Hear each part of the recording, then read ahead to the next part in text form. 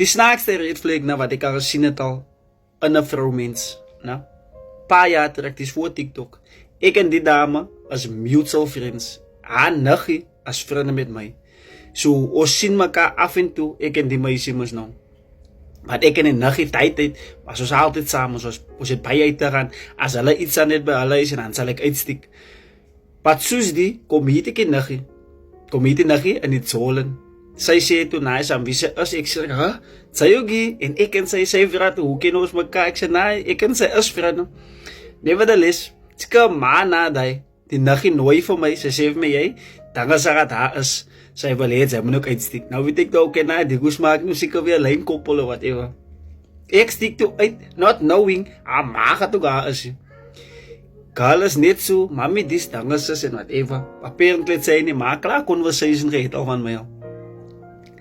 Ek is in met die ma is lekker, ek is lekker, conversation is lekker. Ek en die ma is altyd, ek het eigenlijk vergiet van die dochter. Ek en die ma is dobby en ek skink vir die ma en sy weet, hier aan die ma sê vir my, weet sy wat, ek wil eens op een meer tyd spend met my dochter. Ek sê toe, hy was my intention in die eerste plek, ek moet in is by die ma, ek en die ma sal weer tyd. Die ma nooi vir my, die selle aan, die next week nooi die ma vir my, laat iets toe by die selle huis.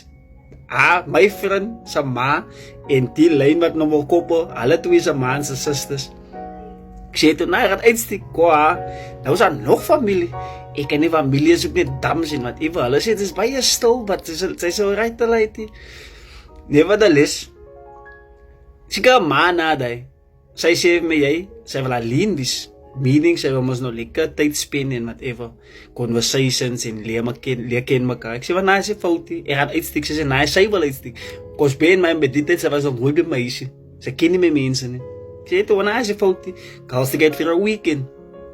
Vrijdag, ons twee lammet uitsided sis. Ek sê, wat nou, ek wil nog heavy drinkie, want ons is nog heel weekend saam. Sy sê, nou, oké, duidelijk. Sided is op, movie. Ek zet die movie op, terwijl die movie anders, ons twee lachen, conversations. Gaat slaap toe, voor ons gaat slaap. Ze kan zien aan zijn vibe, man. Wie gaat die eerste move doen? Maar die weten ze, niemand doet die movie, ons valt door die slaap.